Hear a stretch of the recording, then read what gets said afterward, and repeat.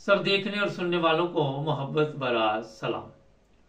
नहीं, जर्मनी में जो सियासी पनाह लोग ले रहे हैं या जिन्होंने ली हुई है, उनके लिए मुश्किलात में इजाफा होता जा रहा है। और जो जर्मन पुलिस है, वो किसी सूरत भी जिन लोगों के केस ख़त्म हो जाते हैं या जो क्राइम में मुलव्वस है, वो कहते जनाब अब आप अपने मुल्क में चले जाओ, आपको कुछ नहीं कहा जाएगा। वो याद है ना, पाकिस्तान में जब एक इश्तिहार आता था, वो घर से भाग जाता था तो नीचे लिखा होता था कि बेटे आप घर आ जाओ, आपको कुछ नहीं कहा जाएगा। यही हालात इस वक्त यहाँ जर्मनी में है। और आज एक खबर मेरी नज़र से गुजरी कल, तो मैंने सोचा आपको ज़रूर मैं बताऊं।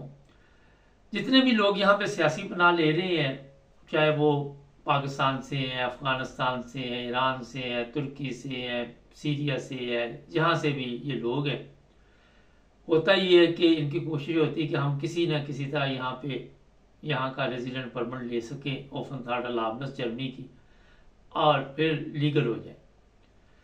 ये मैं बता देता हूँ कि इसमें कई लोगों के पास से ये भी चांस होता है कि वो शादी कर लें, और शादी के लिए भी बड़ी भागदौड़ लगाते हैं। फिर अगर कोई लड़की उनके चक्कर में आ जाए तो फिर कहते जनाब जितनी जल्दी हो हम शादी करेंगे। ये केस ऐसा है कि मुझे तो समझ नहीं आई कि ये जवान जो शादी करने गया और वहाँ पे बड़ा खुश था। ये पहले तो इसे पुलिस ढूंढती रही, पुलिस इसे तलाश कर रही थी कि ये कहाँ पे छुपा हुआ है। हर जगह पे पुलिस ने छापे डाले, मगर कहीं से ये पकड़ा नहीं जा रहा था। फिर हुआ ये कि यहाँ पे उसने एक लड़की को सेट किया, वो सोचा कि मैं शादी कर लेता हूँ। बहुत से लोग यहाँ पे कहते जी वकील से मशवरा कर लिया है। आप सबको थोड़ा सा मैं वकला के बारे में जो जर्मनी के कवानीन है बता दूँ कि यहाँ पे वकला भी वही काम कर सकते हैं जो कवानीन के मुताबिक हो, जोर ज़बरदस्ती पाकिस्तान की तरह कुछ नहीं है। और वकील के पास इतनी पावर नहीं है यहाँ पे, ये बिल्कुल आपको मैं वाज़ेह बता देता हूँ। अगर आपको वापस भेजा जा रहा है तो कई लोग बेचारे सादा होते हैं, वो वकीलों को पैसे देते हैं कि किसी तरह हमारा काम हो जाए और हमें वापस ना भेजा जाए, और उनके पैसे ज़ाया चले जाते हैं। मेरे सामने इस तरह के कई केस जो है वो गुजर चुके हैं। खैर वकील ने कहा जी कोई प्रॉब्लम नहीं, अगर तुमने कोई लड़की तुम्हारे साथ सेट हो गई है तुम शादी कर लो। और उसके लिए रजिस्टर्ड सम यहाँ पे जो भी रजिस्टर्ड ऑफिस है वहाँ रब्ता कायम किया गया, और फिर उनको जनाब कहा गया कि ये इस बंदे ने और इस बंदी ने शादी करनी है, पेपर जमा कराओ। और वकील के ज़रिए या जिस तरह भी इन्होंने पेपर जमा कराई है, मुकम्मल तफसील का मुझे नहीं पता, नॉर्मल तो खुद जाके करवाने पड़ते हैं जो भी। खैर अब ये दोनों बड़े खुश थे, लड़की भी और लड़का भी। और लड़का कह रहा था कि अब ये मुझे नहीं वापस भेजेंगे पुलिस वाले, कोई सूरत नहीं होगी जब मैं शादी कर लूँगा।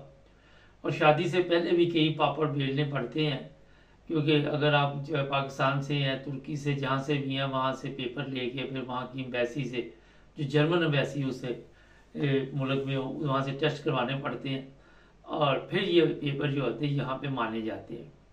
क्योंकि हमारे ममालिक की ज़ाहिर है इतनी इज्जत बनी हुई है कि उनके हालात अपने नहीं ठीक, तो ये कहते हैं ये सब जैलसाजी है, 2 नंबर काम डालते हैं और 2 नंबर काम के साथ भी ये काम चलाते हैं। खैर और फिर शादी का दिन आ गया, मेहमानों को भी दावत दी गई, स्टैंडर्ड साम वो जनाब जाने का वक़्त हुआ, तो ये दोनों बड़े खुश वहाँ से जनाब अच्छे लिबास, शुरू में बोर्ड पे तस्वीर भी लगी हुई है, वो शादी वाले लिबास पहने और स्टैंडर्ड साम पहुँच गए। और जनाब वहाँ पहुँचे जैसे ही, तो वो जो ख़तून थी जिसने शादी का ऐलान करना था, वो भी बड़ी खुशबाश अंदर से आई। वो आते ही उसने ये खबर दी कि बाहर पुलिस आ गई है आपको गिरफ्तार करने के लिए। 13 पुलिस वाले बताए जा रहे हैं कि वहाँ पे पहुँचे मुख्तलिफ गाड़ियों में, और उन्होंने जनाब इस जवान को वहाँ से गिरफ्तार किया। इसकी बीवी ने काफ़ी शोर शराबा डाला, फिर वो मीडिया पे भी चली गई, टीवी पे इधर उधर शोर शराबा डाला कि हम शादी कर रहे हैं और आप इसे वापस नहीं भेज सकते।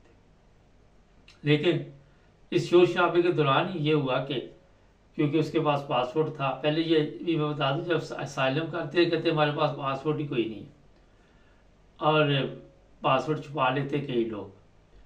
खैर वो पासपोर्ट था, उन्होंने इसी दौरान उसे प्लेन में बिठा दिया, और ये खतून जो थी, लड़की थी, उसने काफ़ी शोर शराबा किया लेकिन नाकाम।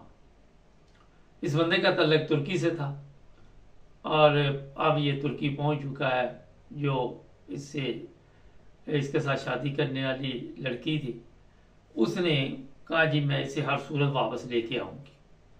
अब इतनी जल्दी तो नहीं वहां से तुर्की से बंदा वापस आ सकता, 3-4 साल का टाइम लगता है, मगर कोई नहीं, तुर्की इतना दूर नहीं, ये आती जाती रहेगी।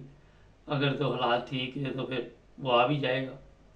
जो बात इसमें बताने वाली आपको है वो ये है कि जनाब बहुत बड़ी तब्दीली यहाँ पे जर्मनी में आई है, आपको पता नहीं चलेगा, मगर सियासी पनाह वाले जितने लोग हैं यहाँ पे, उनको लपेटने में बड़ी तेज़ी आ गई है, और ये कोशिश कर रहे हैं कि जितनी जल्दी हो इनको इनके ममालिक में वापस भेजें। और ये भी आपको मैं बता देता हूँ कि इस बार पुलिस को बहुत ज़्यादा अख्तियारात दे दिए गए हैं। आपका वकील जो मर्जी करता रहे, जिस तरह मर्जी भाग दौड़ करे, लेकिन इतनी देर में पुलिस जो है वो बंदा जो है वो वापस भिजवा देती है। ये भी आपको मैं बता देता हूँ, पिछले दिनों बर्लिन से भी लोगों को वापस भेजा गया मुख्तलिफ ममालिक के।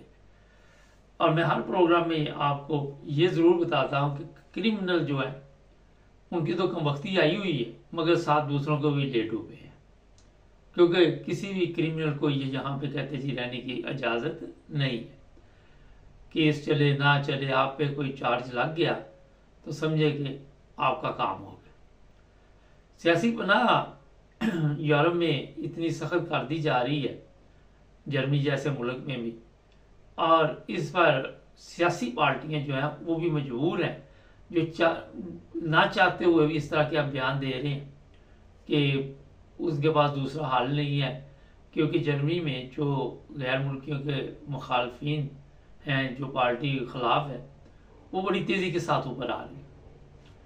और इसी का ये नतीजा है कि जर्मनी में बड़ी तेज़ी के साथ भी पुलिस जो है वो भी अपने काम में लगी हुई है, और एम्बेसियाँ जो है वो फौरी तौर पर पेपर वगैरह जो है वो इशू करती हैं ताकि इस बंदे को जितनी जल्दी हो सके वापस भेजा जाए, अपने मुल्क में ये चला जाए ना जी।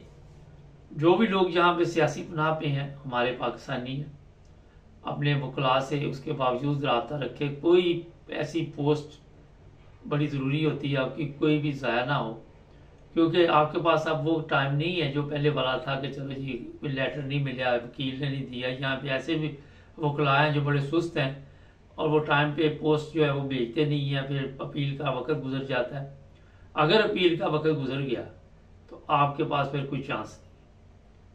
इस तरह का वाकया हमारे करीबी दोस्त के साथ भी हुआ था, अजीज़ के साथ। वो वकील लेटर लिखने भूल गया, पता नहीं कुछ याद ही नहीं था, और जो उसके एड्रेस पे था वो वहाँ पे रहता नहीं था, काम कहीं और करता था, एड्रेस कोई और दिए होते हैं, काम कहीं पे और चल रहे, तो वो पोस्ट ज़ाया हो गई। उस पोस्ट ज़ाया होने की वजह से फिर ठीक ठाक प्रॉब्लम बनी, लेकिन ये पहले की बात है, नई नहीं। उसके बाद काफ़ी पापड़ बेलने पड़े, और कहीं जाके फिर हालात जो उसके लिए बेहतर हुए। इसलिए अपने जो भी खत है आपने उसका ख्याल खुद रखना है। जिस तरह वो लिखा नहीं होता पाकिस्तान में, वो बसों में सवारी अपने सामान की खुद हिफाजत करेगी, इसी तरह जहाँ का भी एड्रेस दिया हुआ वकील पे नहीं रहना।